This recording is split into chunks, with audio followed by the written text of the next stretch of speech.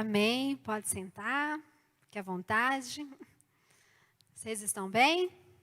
Felizes com Jesus? É muito bom, né? Estar na casa do Senhor. É muito bom estar aqui. Você que está aí acompanhando pela rede. Eu creio que Deus vai falar mais uma vez conosco essa noite, porque Ele é lindo, né? E uma característica que Jesus tinha, ele sempre, por onde ele andava, ele carregava multidões. Ele era alguém que as pessoas gostavam de estar próximo a ele, as pessoas gostavam de estar perto dele. Tanto pelas suas palavras, tanto pelo quem ele era, mas também pelo aquilo que ele fazia. A primeira grande multiplicação, Jesus multiplicou pães e peixes para mais de 5.000 pessoas. A Bíblia fala que foi contado, né? 5.000 homens, fora crianças e mulheres. Então imagine que é muita gente.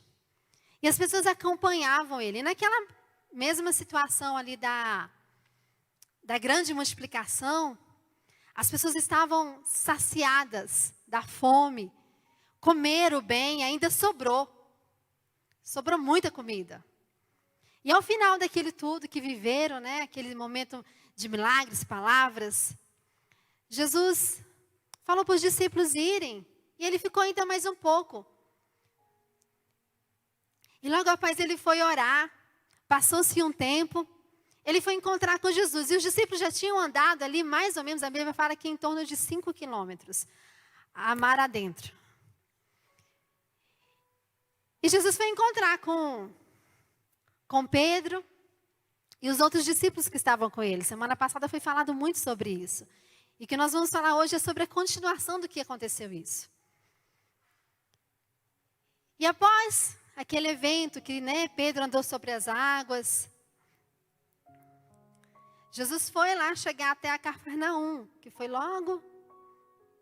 E as pessoas queriam saber, achar estranho, porque eles viram que os discípulos estavam indo sozinhos, que foram sozinhos. Como que Jesus foi? E aí tinha uns barquinhos ali, então a multidão pegou aqueles barcos e foram atrás de Jesus. E ao chegar lá, do outro lado, eles começaram a perguntar para Jesus: como é que você chegou aqui? Como é que você veio? Como é que foi? E Jesus fala para eles assim: olha, vocês vieram atrás de mim porque vocês estão famintos, vocês estão, né, saciados de pão e peixe, de alimentos. E o que mais incomodou Jesus naquela situação é porque o povo começou a proclamar, eles queriam que Jesus fosse o rei deles. Porque você tendo Jesus como rei, eles começaram a comparar aqueles momentos lá que os antepassados falaram. E tanto é que algum deles falaram: Jesus, mas nos nossos antepassados, na época de Moisés, nós tínhamos pão, nós tínhamos o maná que descia do céu. E Jesus olha para eles e pensa assim: olha,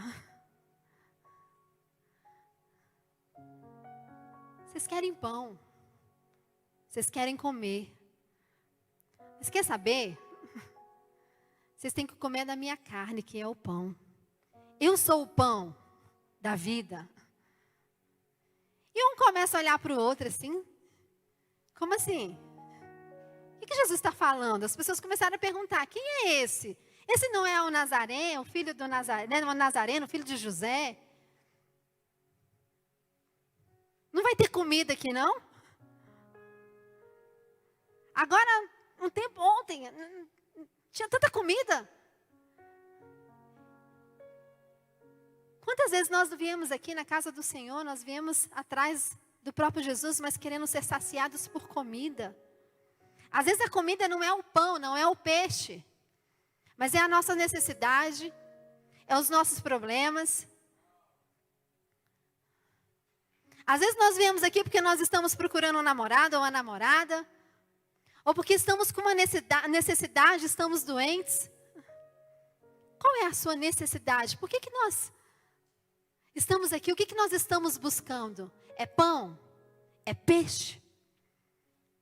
E eles ficaram incomodados um para o outro, olhando assim, nossa, mas como assim, Jesus? Eu vou ter que comer da carne dele?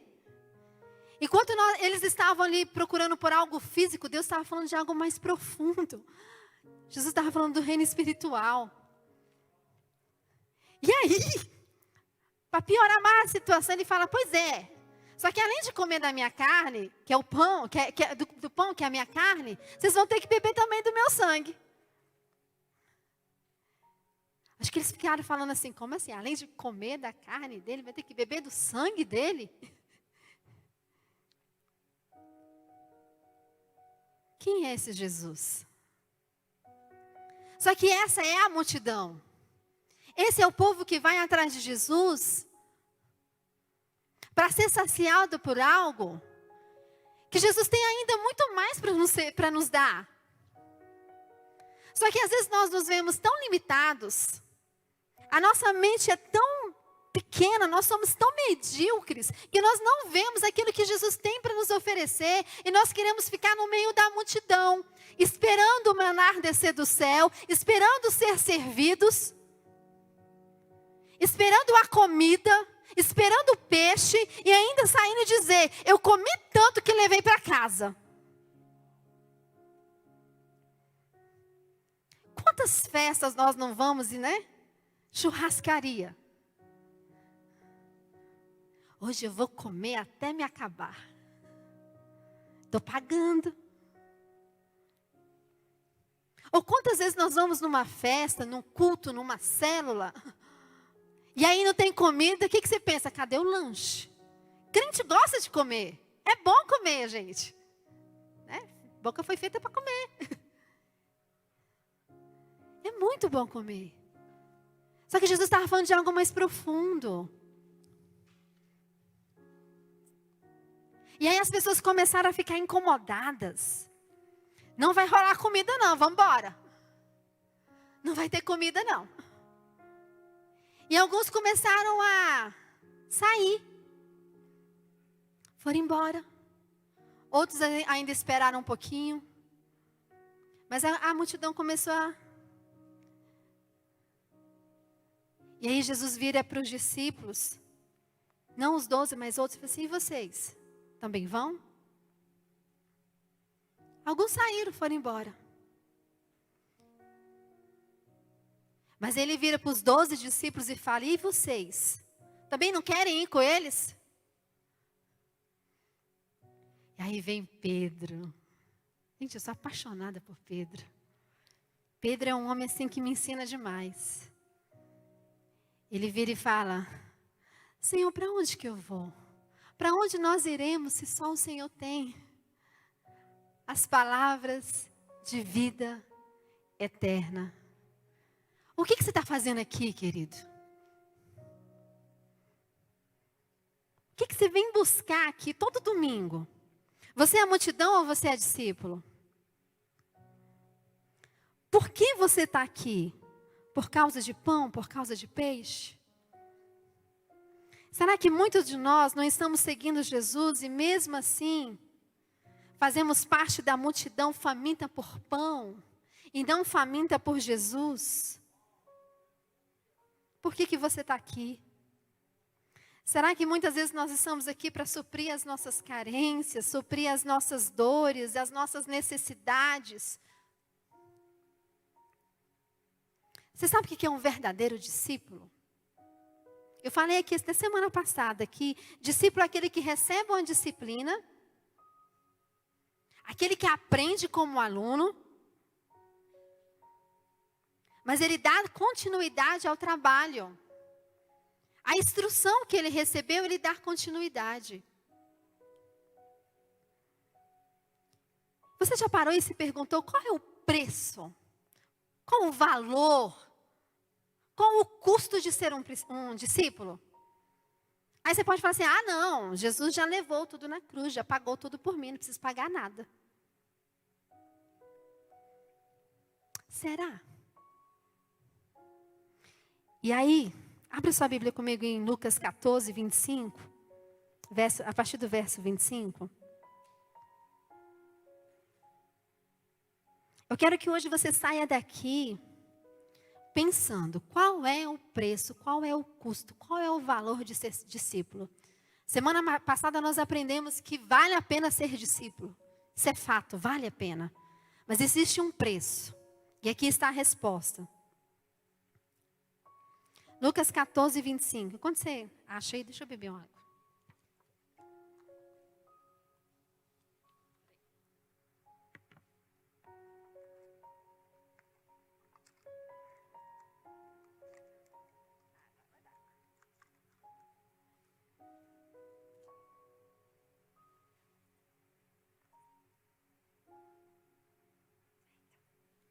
Deu certo. Vamos lá. Lucas 14, 25. Uma grande multidão acompanhava Jesus. Este, voltando-se para ele, disse: se alguém vem a mim e ama seu pai e sua mãe, sua mulher, seus filhos, seus irmãos e suas irmãs, e até a sua própria vida mais que a mim, não pode ser meu discípulo. E aquele que não carrega a sua cruz e não me segue, não pode ser o meu discípulo. Qual de vocês que se construiu uma torre, primeiro não se assenta para calcular o preço, para ver se esse tem dinheiro suficiente para completá-la?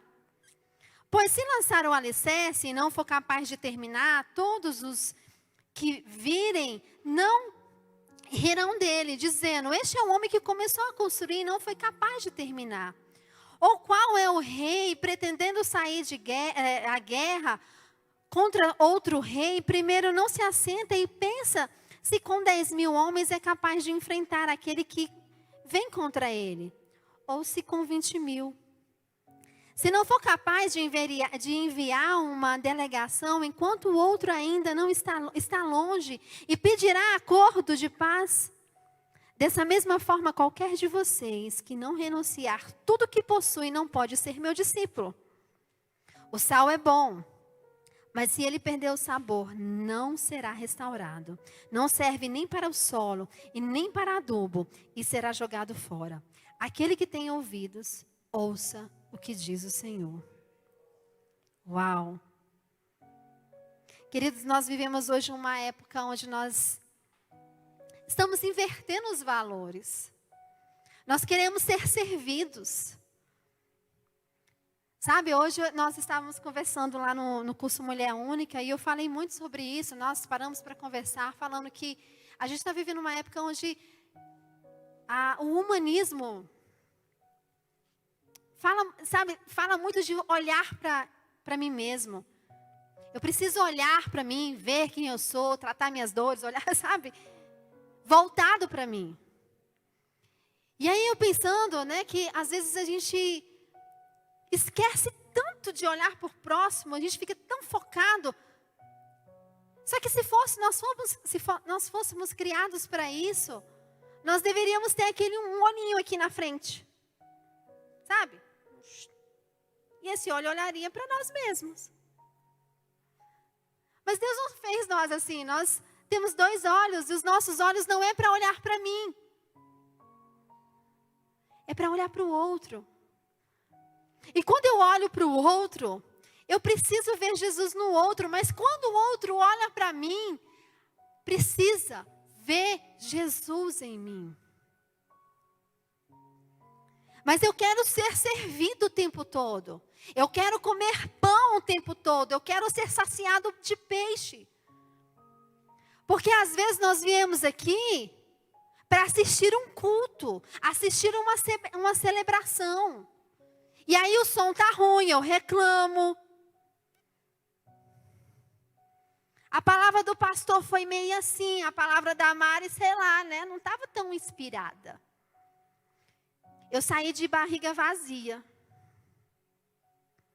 Porque nós estamos numa cultura o tempo todo de ser servido, ser servido, ser servido. E assim é a multidão. Ela quer ser servida. Existe a multidão e existem os discípulos. E qual é o preço? Nós acabamos de ler aqui. O que eu preciso pagar para ser um discípulo. Sabe, quando vemos o preço do discipulado, nós às vezes nos assustamos e não queremos mais comer nem o pão. E nem a carne daquele que deu a vida. Porque às vezes dói, às vezes é desafiador, às vezes você pensa assim, não dá para mim. É mais fácil eu ficar aqui na multidão. Mas Deus não te chamou para ficar na multidão. Deus quer que você seja um discípulo. E qual o preço? Vou trazer 3 características. A primeira é prioridade. Nós acabamos de ler aqui que Deus falou, que Jesus falou: se alguém vem a mim e ama mais o seu pai, mais a sua mãe, a sua mulher, os seus filhos, os seus irmãos e a sua irmã, ou mesmo a sua própria vida, mais do que a mim, não serve para ser discípulo. Não serve para ser discípulo, porque Deus, Ele não aceita ficar em nenhum outro lugar. Queridos, entenda isso, é nenhum outro lugar, a não ser o primeiro. Se Ele não for prioridade na sua vida, Ele não vai se submeter a estar em nenhum outro lugar. Mas eu amo a minha mãe, eu amo meu pai. E é para amar mesmo. Só que quando você ama Jesus em primeiro lugar, fica mais fácil. Quando você ama, quando Deus está em primeiro lugar, é mais fácil você amar seu marido. Que às vezes dá vontade de esganar. É mais fácil amar sua esposa. Que às vezes dá vontade de você pegar ela e sacudir. Dá ou não dá? É só lá em casa que isso acontece? Aquele filho que parece que você fala com ele e ele não escuta. Ele fala, tá mãe, tá bom. Quando Jesus está em primeiro lugar, é mais fácil. Porque não é a minha força, não é o meu braço forte, que nem é tão forte assim, nem é forte. É Jesus que me fortalece, é Ele que me faz eu amar aquele que às vezes me machuca, porque quem me machuca é quem está dentro de casa, são os íntimos. É Ele que me faz amar aquele que às vezes fala uma palavra mais dura, mas eu sabendo que Deus está em primeiro lugar, é prioridade, aí sim eu sou um discípulo de Deus. E é isso que Jesus falou. Não serve para ser meu discípulo se seu filho for prioridade. Não serve para ser discípulo se sua casa for prioridade. Não serve para ser meu discípulo se o teu emprego, se a tua formação, se o seu currículo, se o seu diploma, não interessa o que for, Deus não aceita. Não serve. Gente, não serve. Sabe o que é não servir? É não servir, não prestar.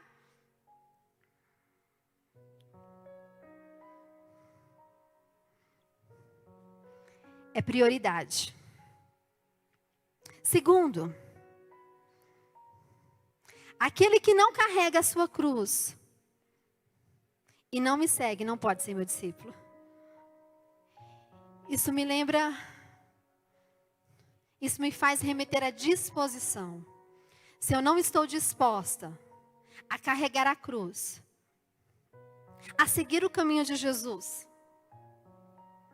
Carregar a cruz, querido, algumas pessoas às vezes achavam que era você carregar um problema, uma dor. Não é. É você andar pelo caminho de Jesus. Nós vivemos numa nação privilegiada. Nós não sofremos perseguições como a Síria, como Israel, o Oriente. Nós temos o privilégio de falar de Jesus por onde nós passamos. Nós temos o privilégio de viver Jesus por onde nós passamos. Só que muitas vezes nós não nos dispusemos a fazer o que Jesus mandou fazer, a ser discípulos como Jesus mandou fazer. Nós não queremos carregar. Às vezes nós colocamos o nosso peso no irmão. O irmão tem mais força. Sabe aquela coisa? Ora por mim. Cuida de mim. Me dá comida na boca. Ei! Deus, Ele tem prazer em ver seus filhos crescerem. Qual o pai que não tem prazer em ver seu filho crescer? Forte, robusto. Mas às vezes nós estamos vivendo como menininhos. Procurando ídolos. Referências. Quantas pessoas morrem, nós sofremos a dor, gente, dessas pessoas. Que às vezes nós não conhecemos e colocando, fulano de tal morreu. Era meu ídolo, era fã. Estou dizendo que a gente não tem que admirar o talento das pessoas. Claro que nós temos. Mas às vezes nós colocamos em outro lugar e não dispusemos quantas vezes a falar de tantas outras coisas nas nossas redes sociais e não falamos daquilo que Jesus nos chamou para fazer. Sabe o ID? É por onde você for. E às vezes é na rede social. Quantas pessoas... Gente, eu não sei nem porque eu estou falando isso. Mas quantas pessoas republicam vídeos e mais vídeos? E você tem uma oportunidade de ser discípulo na sua casa. Qual é a sua casa? É uma rede social, é a sua casa. Ali você pode falar. Aproveita. Eu não tenho ninguém para falar. Eu estou no isolamento, estou na pandemia. Posso falar para ninguém? Pode sim. Pega isso aqui e fala. E aí, galera? Estou aqui na igreja. Fala de Jesus, sabe por quê, querido? Porque tem pessoas que estão aqui, famintas, estão doentes, precisando de uma palavra. E às vezes você é um discípulo de Jesus e está aí no meio da multidão, querendo comer. E você pode ser uma pessoa que pode suprir a necessidade de umas pessoas que está talvez meia-noite ouvindo uma rede social que é sua. Talvez você falou assim, olha, eu queria tanto ser uma pregadora, tanto um pregador, falar de Jesus. Começa com o que você tem.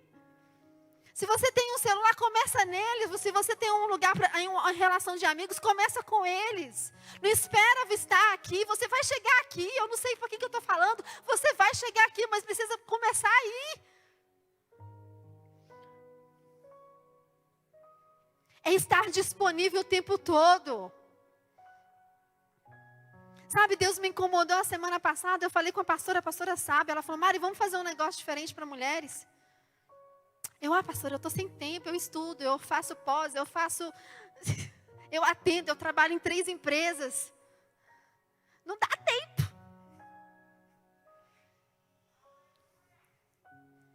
Foi uma semana, eu comentei com o Anson, ele falou assim, e você não vai fazer? Eu lhe pensei, gente, ele não mara comigo não. Você não vai fazer? E aquilo ficou me incomodando. Na semana eu falei para a pastora, foi pastora, diz aí. Bora fazer. Mas Mari, você não tem tempo? Não sei, eu dou um jeito. A gente arruma um jeito, a gente faz. Porque está cheio de mulher que está sofrendo. Que está precisando. Pastor mesmo fala para mim, né? Mari, é assim, é nessa bagunça que você vive aí que Deus te quer. Não é, pastor? E você? Às vezes você não tem tempo para nada. Tem sim. Arruma. Às vezes você só tem desculpa, querido. Às vezes só é desculpa. Que quando a gente quer uma coisa, a gente vai lá e faz. Gente, não está aqui. Deus está falando com alguém. E está falando comigo também. Terceiro e último. Desapego. Eu preciso me desapegar das coisas que não são. Porque se eu não me desapegar, eu não posso ser discípulo. E aí, Paulo nos ensinou algo assim que eu amo essa palavra porque ela é forte. Ele fala assim, olha, eu sei o que é passar necessidade, eu sei o que é ter fartura. Aprendi o segredo de viver contente em toda e qualquer situação, seja bem alimentado ou seja com fome, tendo muito ou até mesmo passando por necessidade. Por quê? Porque tudo posso naquele que me fortalece. Bate palma, meu. É para Jesus. Mas você não sabe como é que está a minha geladeira. Você não sabe como é que está a minha despensa. Pois é aí. É nesse momento mesmo difícil. É nesse momento que eu tenho que me dispor também. É de abrir mão de muitas coisas que às vezes eu me apego. Coisas que eu penso assim, eu preciso trabalhar. Eu sou uma pessoa assim. Sabe, Deus vem trabalhando comigo ao longo de algum tempo. Mas uma coisa que me tira assim, me deixa desestabilizada é a questão financeira. Poxa, não é fácil você ter boleto para pagar e não ter você ter boleto para pagar e não ter conta, não ter dinheiro. É difícil.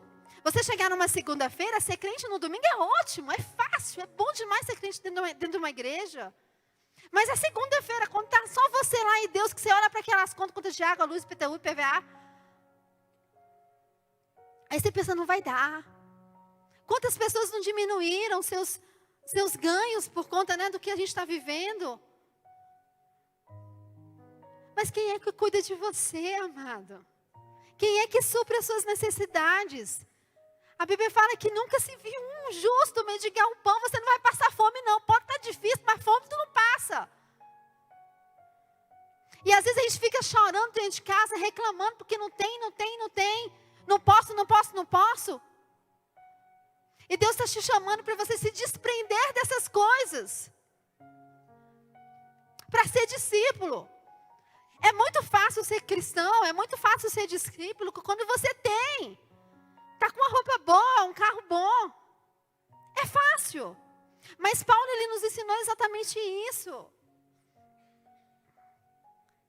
É preso. É no corredor da morte. Já pensou nisso? É com fome. É sem dinheiro no banco. É cobrador ligando. É com filho doente. Filho passando drogas. Eu não sei qual é a dificuldade, mas é nesse momento que você fala, Senhor, eu vou pagar o preço. Eu vou sim. Eu conheço o valor de ser um discípulo. Porque eu sei que o Senhor vai me fortalecer. Eu tudo posso. Eu tenho que se entender. Tudo eu posso. Naquele que me fortalece. Sabe qual é o segredo? Sabe qual é o preço de você ser um discípulo? Falei 3.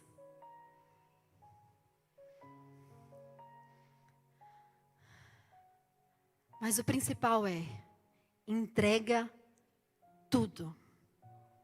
Qual é o preço? É tudo. Tudo.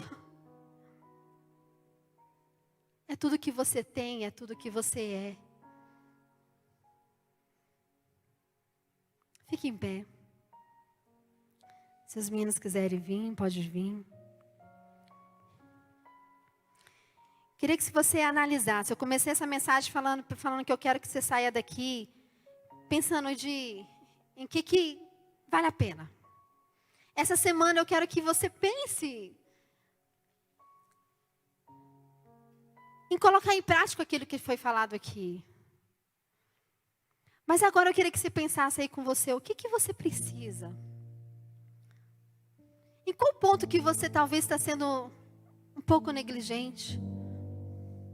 Aonde que muitas vezes nós precisamos nos realinhar, voltar ao caminho e nos tornar discípulos, verdadeiros discípulos? Porque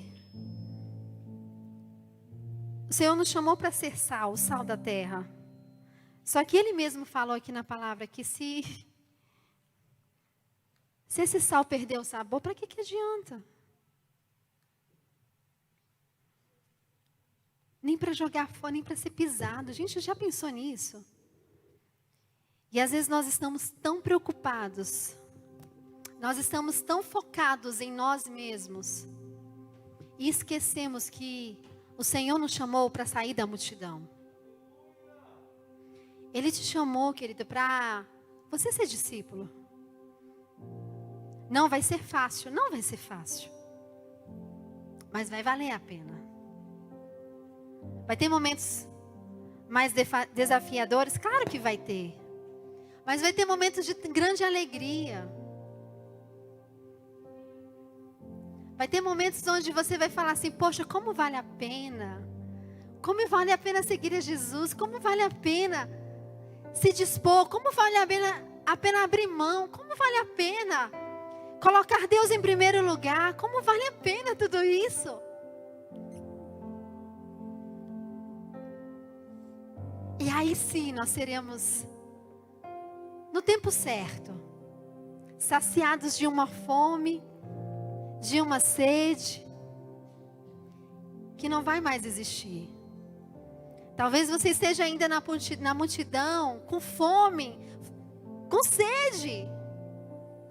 Mas o próprio Jesus está te chamando para, vem comer. Vem comer do pão, da carne, que sou eu. Vem beber do meu sangue.